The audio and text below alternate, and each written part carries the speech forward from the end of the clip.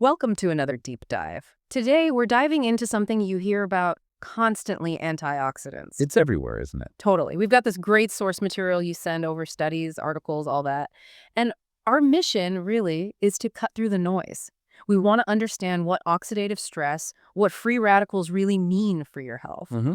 Why is getting the balance right so important? And maybe the biggest question, what do these sources say is the best way to actually support our antioxidant defenses? Yeah, and there are some perhaps surprising things in there, Yeah. especially about how we often think we should be getting antioxidants. Exactly. So get ready. Some of this might shift your perspective a bit. Where should we start? Oxidative stress itself. Let's do that. The sources really kick off by defining oxidative stress. Mm-hmm. Think of it basically as an imbalance. Okay. You've got too many of these things called reactive oxygen and nitrogen species, or for short. Yeah. We usually just call them free radicals. Right. Free radicals. Heard that term a million times. Exactly.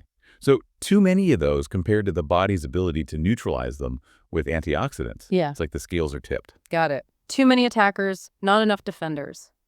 But wait, the sources said these free radicals, these RONs or ROS, they're not inherently evil, are they? That's a really key point, actually, and maybe the first surprise. Our bodies make them constantly. It's a natural part of, using oxygen metabolism. Huh. Okay. And they actually do important jobs when they're in balance. Things like wound healing, helping kill pathogens, cell signaling, even building tissues like blood vessels and membranes. They're necessary. So they're part of the system, not just invaders. The problem isn't that we have them, it's when we have too many. Precisely. It's the overproduction that causes the trouble, when that balance gets seriously disrupted.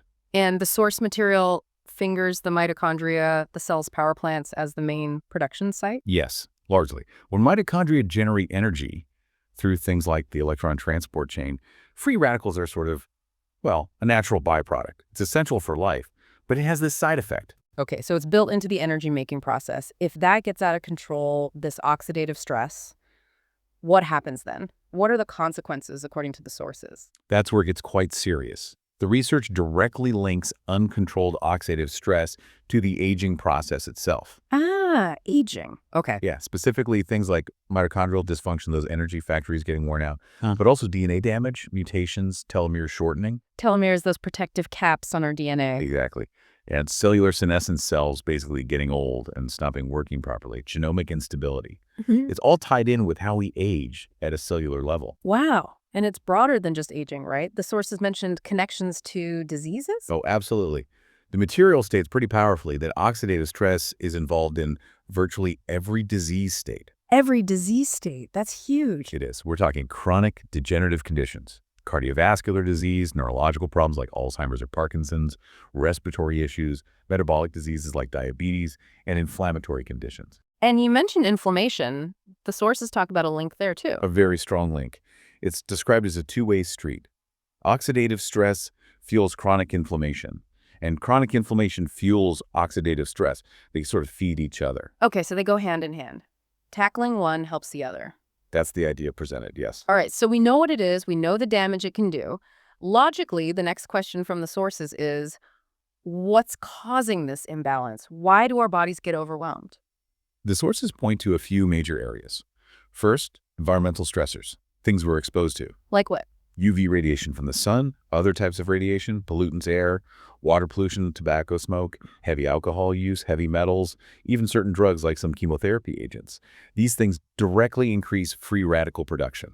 Makes sense. I also saw a note in there about newer research on non-ionizing radiation, like Wi-Fi, cell phones. Yes, that was mentioned. The sources cited some studies, mostly animal studies it seems, suggesting these might be indirect contributors, not by creating free radicals directly, but potentially by lowering the body's own antioxidant levels, making us more vulnerable. Interesting. Something to think about with all our devices. What about diet? The sources seem to really hammer that point home. Definitely. Diet is framed as a major factor, What? specifically what the sources call the typical Western diet. Okay, what does that entail according to them? High amounts of saturated fats, lots of over-refined sugars, and a heavy emphasis on animal protein. The sources argue this pattern is a key reason for the increased risk of chronic disease we see, and a lot of that risk is driven by oxidative stress. So between the environment and our food choices, our natural defenses can get swamped. Speaking of defenses, how does the body normally fight back? Well, we have built-in systems. Our body produces antioxidant enzymes, things like catalase, glutathione peroxidase, superoxide dismutases. Think of them as the cleanup crew. And we also make things like heat shock proteins, which help protect cells from stress, including oxidative stress. So we are equipped to handle a certain amount, but the point the sources make is that modern life just throws too much at us, more than, say, our grandparents faced. That seems to be the core argument. The sheer load from modern environmental factors, toxins, and our typical modern diets can overwhelm these natural internal defenses. And it's not just what we eat, but the sources mentioned issues with the food itself, the quality. Exactly, that's a critical piece. First, simple lack of intake. The sources quote figures like over 80% of Americans just don't eat enough fruits and vegetables, period. 80%. Wow. Yeah. But then, even for the produce we do eat, there are issues. Hmm. Modern farming methods, long storage times, how we cook it, processing. Hmm. All these can significantly reduce the antioxidant nutrients. So the good stuff gets lost along the way. It's described as so common that it's not surprising many people might be deficient. Plus, there's a mention of potentially lower nutrient levels in the soil to begin with, which impacts the food grown in it. That paints a challenging picture. Our defenses are strained, and the reinforcements from food might be weaker or just missing.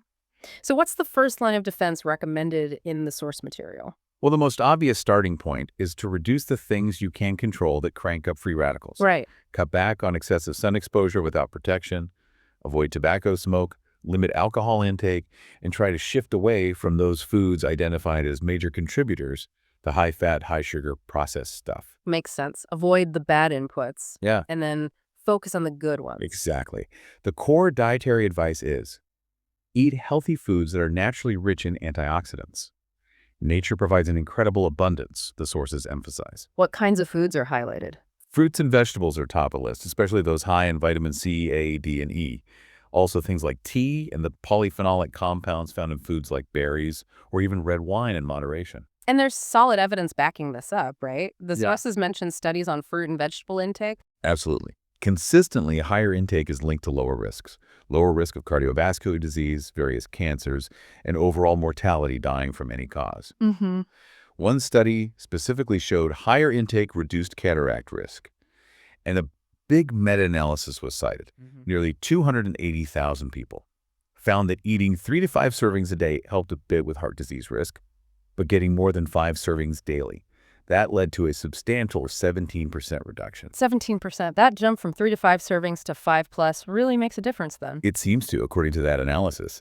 It's a significant boost in protection. The sources even used the Okinawan example, didn't they, to show this dietary impact over time? Yes, the Okinawan situation is fascinating. Historically, famous for their longevity, some of the longest living people on Earth. Right. But the sources note a worrying trend, a decline in male life expectancy there since World War II. And the research cited attributes this largely to the adoption of a more Western diet and lifestyle. So what changed specifically? A big increase in meat and fat intake, and a corresponding drop in their traditional staples, things like pulses, green and yellow vegetables, and fruit. It's presented as a real-world example of how dietary shifts can impact population health pretty quickly, likely mediated through changes in oxidative stress. That's compelling. So the message seems really clear. Eat more whole plant-based foods. Load up on those fruits and vegetables. That's the foundation. But going back to the challenges, people not eating enough, potential nutrient loss, it's easy to see why supplements become appealing. And that industry is massive. Huge.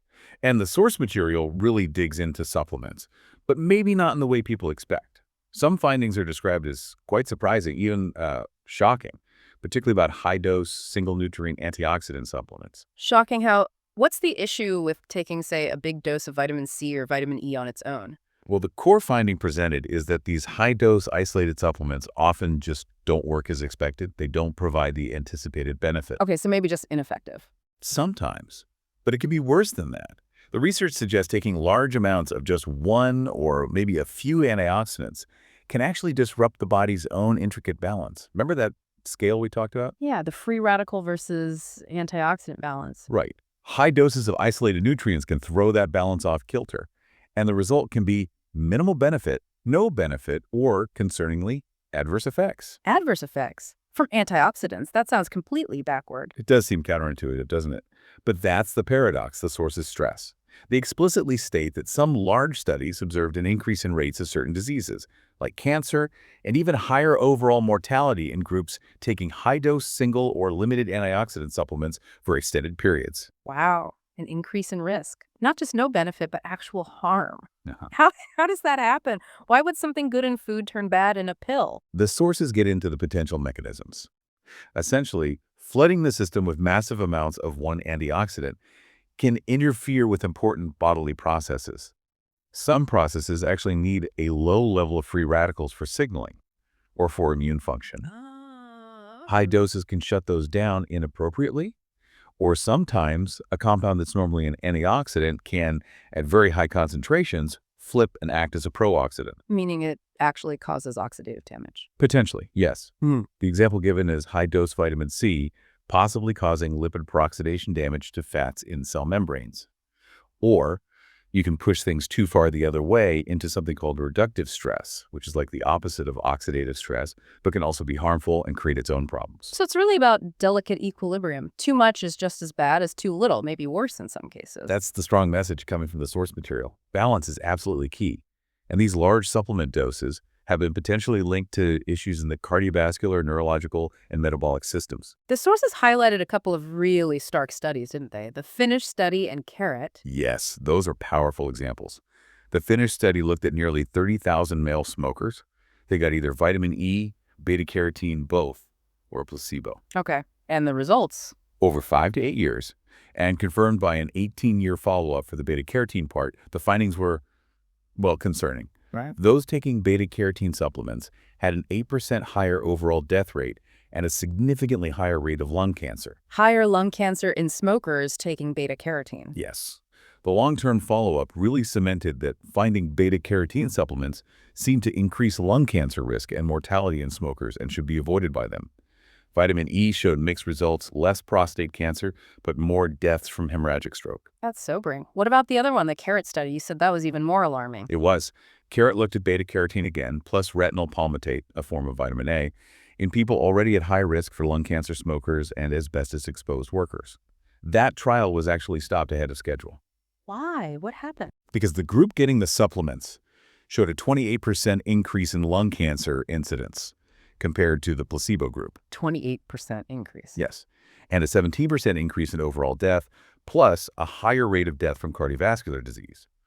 The findings were so clear and negative, they had to stop the study early for ethical reasons. Good grief. A 28% jump in cancer, 17% more deaths stopped early. That's not just it didn't work, that's it actively harmed people. That really flips the script on megadose antioxidants. It absolutely does. And the sources really underscore this point. The nutrients like vitamin E, beta-carotene, vitamin A, they are essential. We need them. But getting them in massive isolated doses, that can be disastrous. It comes back to balance. The analogy used is simple but effective. Water is essential. Oxygen is essential, but you can drown in water. You can get oxygen toxicity. Too much of a vital thing can be harmful. Same principle applies here with nutrients. Okay, so if flooding our system with isolated, high-dose antioxidants is the wrong approach, potentially dangerous even, what is the right approach, according to the sources? They point towards nature's design. Exactly. The focus shifts to how antioxidants exist naturally. In whole foods, they aren't isolated. They're part of a complex mix. Fruits and vegetables contain literally thousands of different phytochemicals. The estimate mentioned is up to 25,000. 25,000, wow. Yeah. And the sources stress that we're only just starting to understand what all these different compounds do, and crucially, how they interact with each other. It's incredibly complex. And these phytochemicals, plants make them for their own reasons, right? Not just for us. Precisely. Yeah. Plants face their own environmental stresses, sunlight, pests, drought. They produce these compounds, including antioxidants, to protect themselves. The key insight highlighted is that these complex mixtures work well for us because they exist in the ratios and combinations perfected by nature within the plant for optimal effectiveness. That makes intuitive sense. They evolved together to work together. The sources use vitamin C and flavonoids as an example of this synergy. Yes, it's a great illustration. Flavonoids are everywhere in plants, doing lots of different jobs. Vitamin C is, of course, a major antioxidant for humans. Early research on their interaction was a bit mixed, but later work, especially with citrus flavonoids, showed they can actually help us absorb vitamin C better. Okay. And perhaps more importantly, flavonoids act like bodyguards for vitamin C. They can protect it from being destroyed by free radicals during digestion and absorption, keeping it stable and active longer. So they enhance absorption and protect it, their teammates. Exactly. And while flavonoids themselves are often potent antioxidants, sometimes even more potent than vitamin C in certain tests, the combination seems to provide an additive, maybe even synergistic effect. It reinforces this idea that nutrients in food don't work in isolation, they function as a team. Mm-hmm. There was even a study cited that directly compared the antioxidant effects of whole fruits and vegetables versus just a vitamin C supplement. What did it find? The whole foods came out on top. They had superior overall antioxidant activity. The vitamin C supplement alone could only account for the total antioxidant capacity in a few of the foods tested.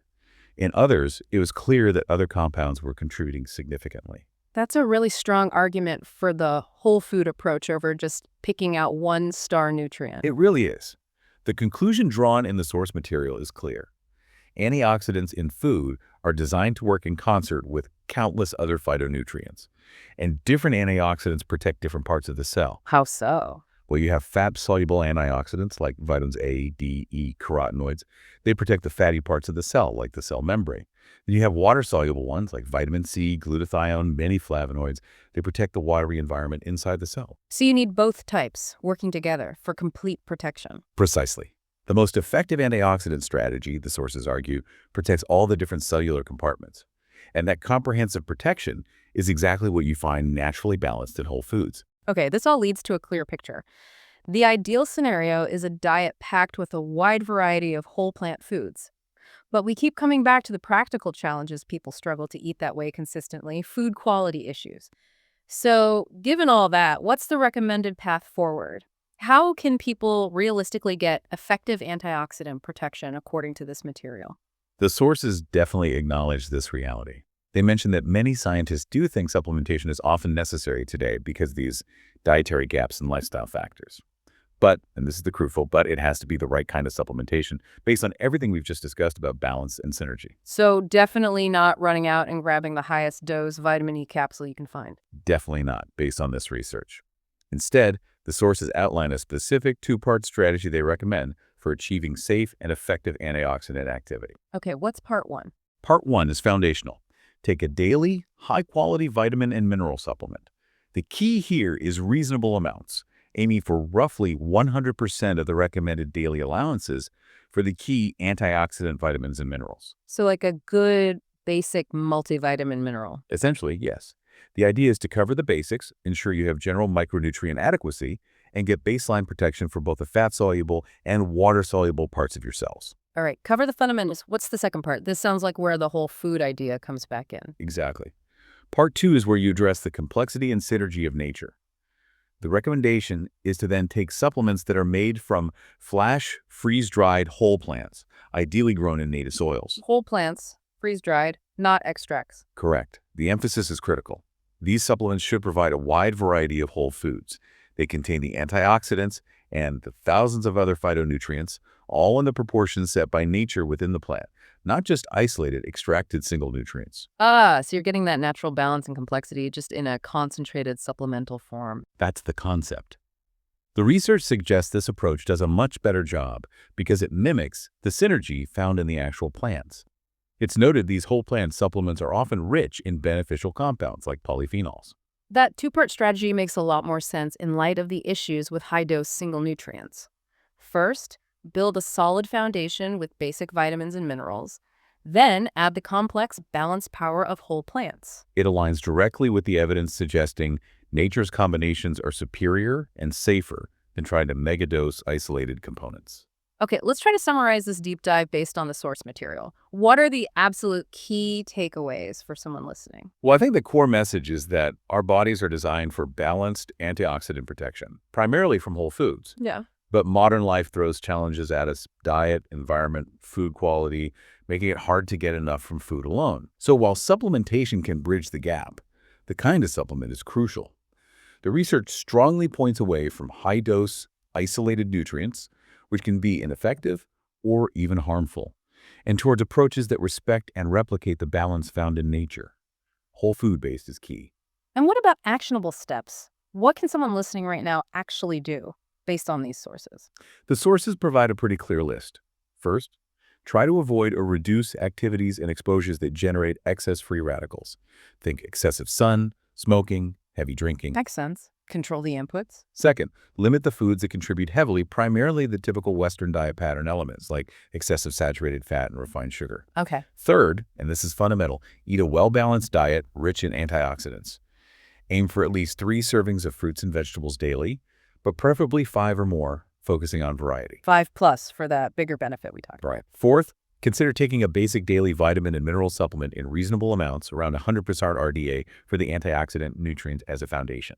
And fifth, critically, if you supplement further for antioxidants, choose products providing a wide variety of flash freeze-dried whole foods, ideally from native soils, with verified content. Again, the emphasis is on whole foods, not single extracts, to get those natural ratios. That's a very practical roadmap. Avoid the bad, increase the good whole foods, cover the basics with a multi, and if you need more, choose whole plant supplements that mimic nature's complexity. It really shifts the focus from chasing magic bullet single antioxidants to embracing the synergy and balance of whole plants. It's about supporting the body's own intricate systems the way nature intended. This whole discussion really highlights the incredible complexity inside plants, doesn't it? And how different that is from just pulling one compound out, thinking about how these thousands of phytochemicals work together versus how badly things can go with high-dose single nutrients. It really makes you reconsider the simple power of, say, eating a diverse salad versus reaching for a single high-potency pill. How much more do you think we still have to learn about that synergy? Oh, undoubtedly a vast amount.